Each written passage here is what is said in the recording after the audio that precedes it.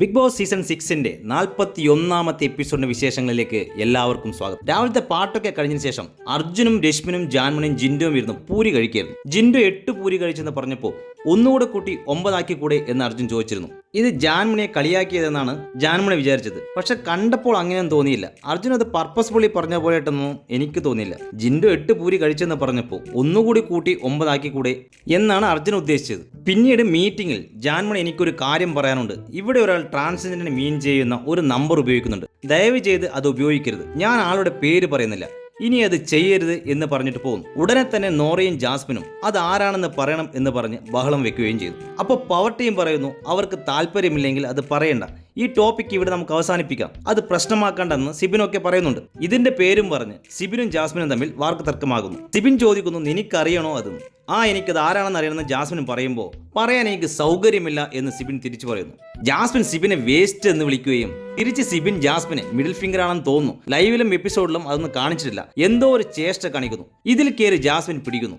കാണിച്ചത് തെറ്റാണെന്ന് മനസ്സിലാക്കിയ സിബിൻ ജാസ്മിനോടും പ്രേക്ഷകരോടും സോറിയും പറയുന്നുണ്ട്. ഇത് കഴിഞ്ഞ ശേഷം സിബിൻ ജാസ്മിൻ ഈ വീട്ടിലുള്ളതായിട്ട് ഞാൻ കണക്കാക്കുന്നില്ല, അവൾ ഉണ്ടാക്കിയ ഭക്ഷണം ഞാൻ കഴിക്കില്ല, അവൾ തരുന്ന ഒരു ഗ്ലാസ് വെള്ളം പോലും ഞാൻ കുടിക്കില്ല എന്നൊക്കെ പറയുന്നുണ്ട്. പിന്നീട് ബിഗ് ബോസ് സിബിന് വാണിംഗ് കൊടുക്കുന്നു. പെട്ടെന്നുള്ള വികാരത്തിൽ വ്യക്തിത്വം നഷ്ടപ്പെടുത്തരുത്. നിങ്ങൾ ഒരുപാട് ആഗ്രഹിച്ചെത്തിയ പ്ലാറ്റ്ഫോമാണ്. എപ്പോഴും പറയുന്ന പോലെ തർക്കങ്ങളും ചർച്ചകളുമാകാം. സഭ്യമില്ലാത്ത വാക്കുകൾ, ചേഷ്ടകൾ ഇവിടെ വച്ചു പൊറപ്പിക്കാൻ പറ്റില്ല. കുടുംബ പ്രേക്ഷകർ കാണുന്ന ഒരു ഷോയാണത്.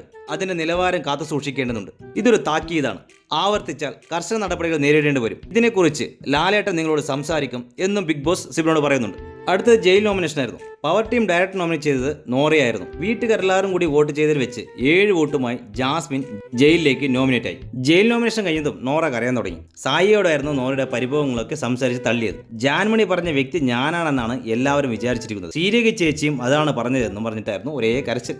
ക്യാപ്റ്റൻസി നോമിനേഷൻ നടന്നപ്പോൾ 12 വോട്ടുകളുമായി ശ്രീതുവും 10 വോട്ടുമായി നന്ദനയും 7 വോട്ടുമായി ജിൻഡോയും ക്യാപ്റ്റൻസി നോമിനേഷനിലേക്ക് തിരഞ്ഞെടുക്കപ്പെട്ടു. അടുത്തത് ക്യാപ്റ്റൻസി ടാസ്ക് ആയിരുന്നു. കറങ്ങുന്ന ഫാനിൽ കപ്പുകൾ ഘടിപ്പിച്ചിട്ടുണ്ട്. അതിലേക്ക് പന്തുകൾ മേശയിൽ കുത്തി എറിഞ്ഞിടണം. ഏറ്റവും കൂടുതൽ പന്ത് ആരാണോ ഇടുന്നത് അവരാണ് വിജയ്. ടാസ്കിൽ വിജയിച്ചത് ശ്രീതു ആയിരുന്നു.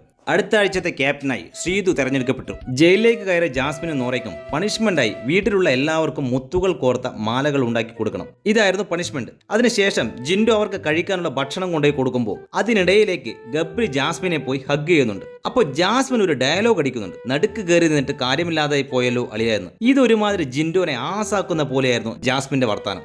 ഇതൊക്കെ കഴിഞ്ഞിട്ട് ജയിലിൽ വെച്ച് ജാസ്മിനും പുറത്ത് ജിൻഡോയും തമ്മിൽ ഒരു കോൺവെർസേഷൻ ഉണ്ടായിരുന്നു. നല്ല രസമുണ്ടായിരുന്നു കാണാൻ. ജാസ്മിൻ ജിൻഡോയെ ശശിയാക്കി വിടുകയും തിരിച്ച് ജിൻഡോ ജാസ്മിനെയും ശശിയാക്കിക്കൊണ്ടിരിക്കുകയായിരുന്നു.